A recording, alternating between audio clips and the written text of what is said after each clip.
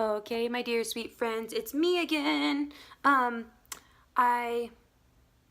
video I made last, I was wearing this shirt because it's the same day.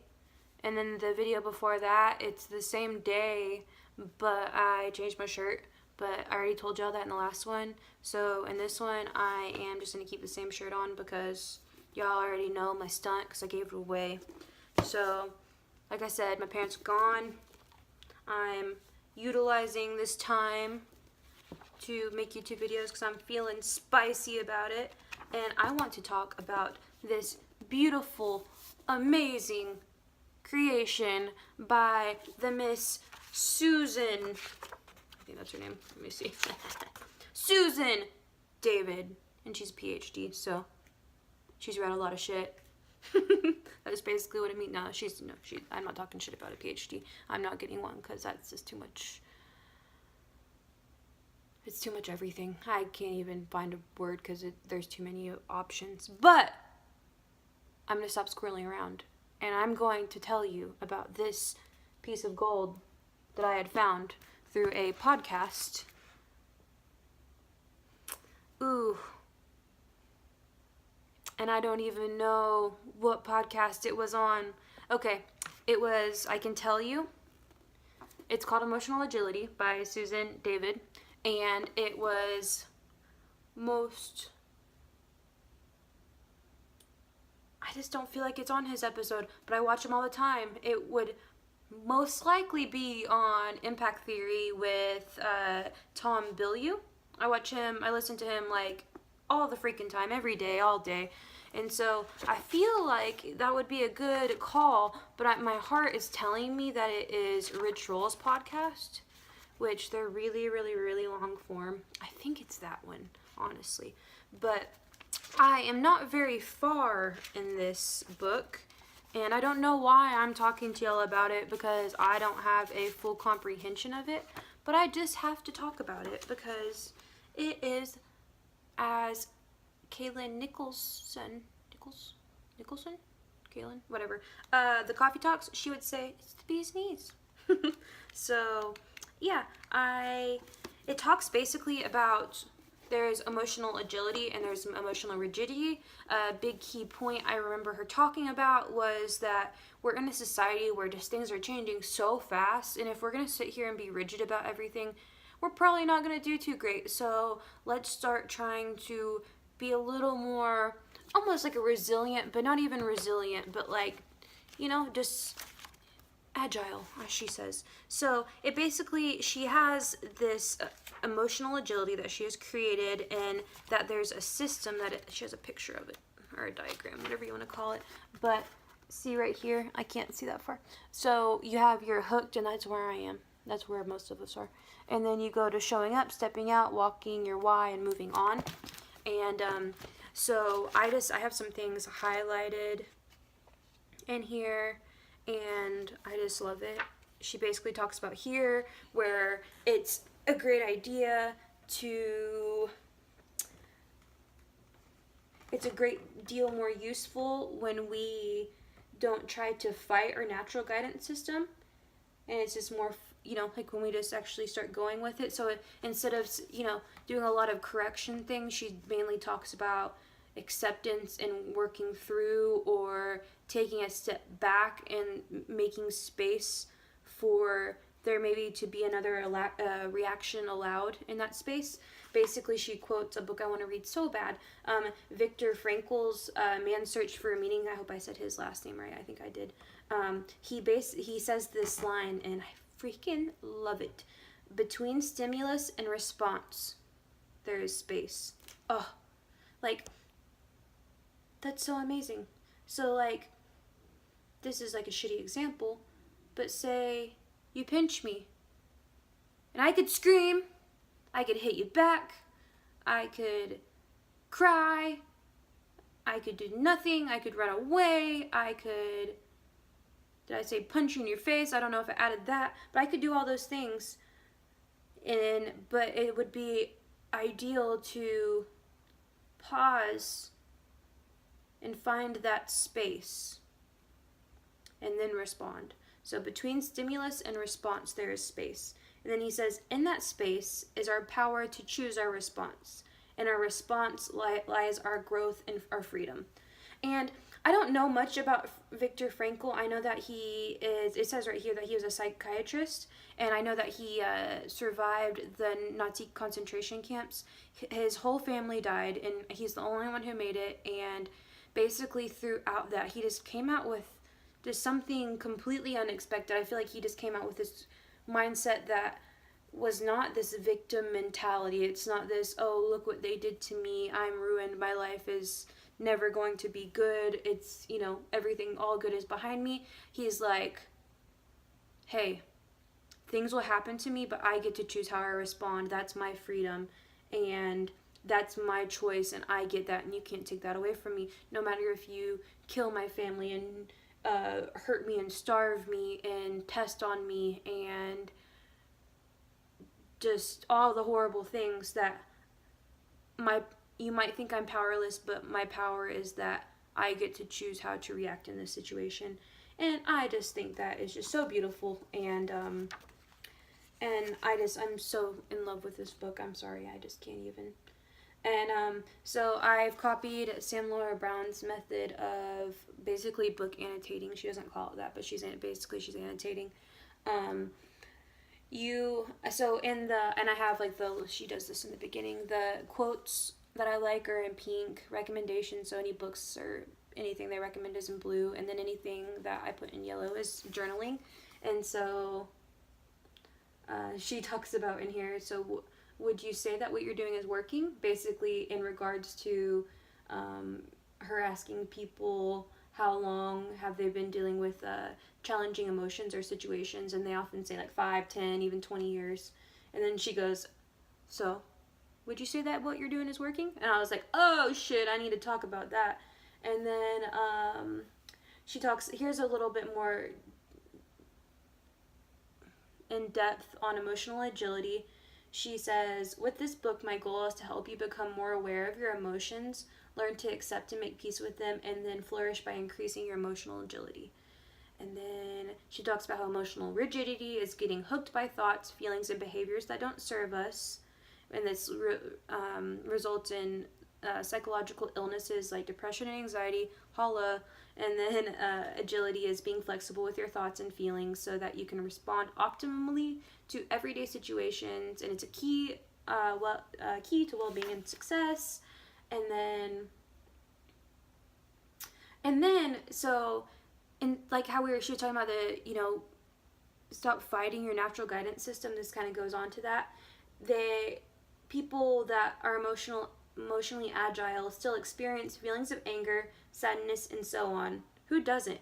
But they face these with curiosity, self-compassion, and acceptance. So you're still going to feel the shit-ass feelings because we live on planet Earth and shit's hard, and even if shit isn't hard, we still have human emotions and consciousness and all of that stupid-ass shit to deal with, which is also great shit too. I'm not talking bad about it.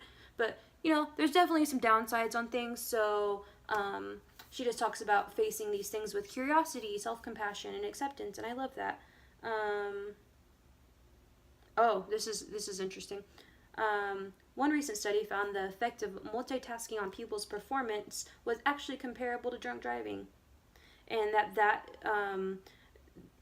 other studies show that low-grade daily stress, so like traffic, your phone dying while you're trying to get a conference call, a late train, a pile of bills, can prematurely age brain cells by as much as a decade. Stop being stressed out. I'm really just talking to me, guys, as usual. And then, this is beautiful. When the ground is constantly shifting under us, we need to be nimble to keep from falling on our faces. And I feel like I'm always falling on my face. Shit. And the ground is always just shifting. Always. That's so true. I think that's for everyone. And then I just feel like I'm always falling on my face. And I just need to learn to be a little bit more nimble. This is something we all need to hear. Hello, fellow Americans and other consumer countries. Our consumer culture promotes the idea that we can control and fix most of the things bothering us, and that we should toss or replace the things we can't. Unhappy in a relationship? Find another. Tinder. Not productive enough? There's an app for that. My life. When you don't like what's going on in your inner world, we apply the same mindset. We go shopping, we find a new therapist, or we resolve to fix our own unhappiness and dissatisfaction and simply think positive. Positivity culture! You can't be happy all the time. It's not real. Trying to correct thoughts and feelings. Oh, and then trying to correct troubling thoughts and feelings lead us to obsess unproductively on them. Okay, that reminds me. So, I would say that I don't drink a lot or often, but whenever I do, I drink a lot. And like, I'm down to go hard. I'm down to hold up with the boys. I want to drink. And I'm not talking about like 2 drinks. I'm talking about like some shots and some drinks, and maybe not like shots, not like a lot, but maybe like 2, 3, 1, 2, 3, some drinks. We're talking about like 2, 3, 4, 5-ish. And I realized, like, there's been a few times where I've drank this semester where I stayed up way too damn late, and then it just, like, I mean, I hate to say but it really just set me up for failure for the whole week, and it made me very anxious and depressed, and I feel like it's contributing in my slow cell turnover and my face skin that I'm not happy about that I previously mentioned. And I just was like, okay, all right, like, it's not a problem, but it's not good either. So, and my best friend was talking about this at the same time, and she was like, I'm just gonna stop drinking completely. And I was like, why don't we she was like, let's stop, or she was like, I just want to stop drinking. And I was like, well, maybe we should do it together. And then I sat there and I was thinking, and I was like, but I feel like if I stop drinking completely, that I'm either going to say fuck it and then drink crazy, or I'm going to put a limit on it, because, you know, it's going to end eventually, and then I'm going to go hard in the paint. And then I feel like whenever I restrict, that I go hard, like, all the time. Like, if I tell myself I'm not going to do something, if I'm like, oh, I'm not going to eat any cookies, then I'm like, oh, let me eat 3 boxes of cookies and drink a 2-liter of Big Red and eat cookie dough, and, you know, like, I don't know. And so I was like, okay, all right, let's sit and think about this. Like, I'm talking to myself, not my friend, like that. That's weird. And I'm like, okay, what if I drank a glass of water in between each drink? And if I am out at dinner, I can't have more than 2 drinks. If I'm at home, I can't have more than 3 drinks. You know, like, not drinking too many times in the week. I don't have a number on that, but, like, just stuff like that. And I've done really, really, really well at it. But I told my friend that, and she's like, no, I don't, you know, I just want to stop drinking. I was like, okay, cool. But I don't even know if I told her this. I should have. Oops, my bad if you're watching this. But, like, there was, like, a night where my aunt and we went and got dinner, and I had 1 drink and had water, and then there was another, you know, I can count, like, in the last 3 or 4 weeks, there was 1 week where I had, I think, like, 2 or 3 drinks. Another one was, like, 3. Last week, I think, was 4. Last night, I had a vodka screwdriver, and that's it. And so I've gotten it, like, right where I want it. Like, maybe I even want to drink less because of the, you know, the health benefit aspect, but, like, in the drinking too much and it affecting my life aspect, I'm definitely, like, I'm right where I want to be there for sure. So I'm just really proud of myself that I had the wisdom to go, oh, Carissa, whenever you do this, it leads to this. Like, whenever you lead to complete restriction, you rebel and are like, fuck you, you know, fuck the police. And so I was just really proud of myself, and then I'm really proud of myself that I was consistent with it. And it hasn't been hard because, you know, I'm not like over here like I need to fucking drink. It's just more like, oh, you know, oh, okay, I just have to have a glass of water in between, no big deal. Oh, I only have to have 2 drinks at dinner, what a big whoop-de-woo, you know. And I could make that 1 drink or whatever, but whenever I go out drinking, it's usually with my dad. With other people, it's, you know, I usually just have 1 drink, but if it's me and my daddy-o, then I'm like, lit, you know, so I just wanted to bring that up, that I completely have my own personal experience and 100% agree with her. Trying to correct troubling thoughts and feelings lead us to obsess unproductively on them, like in my own experience.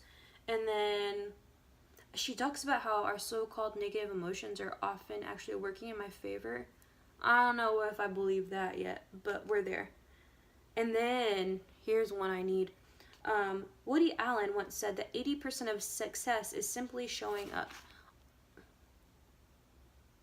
I'm just gonna let the crickets chirp on that one. Maybe I'll do an episode on that. But basically, I'm not gonna just keep on reading this whole book to you guys. I know this is probably the most boring episode of all time, but her episode video, I don't know what to call it, but I'm just telling you that it's a great book and I recommend it, and I am like literally not even that far in, and I just can't even stop thinking about it.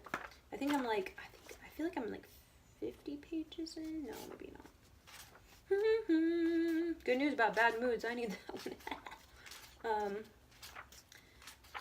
But yeah, so I am okay. Maybe I'm just like on 30 something, but I'm really loving the book, and I highly recommend you read it. And I will post a more updated, more organized, more formal, more amazing, more inspiring and educational and effective and beautiful review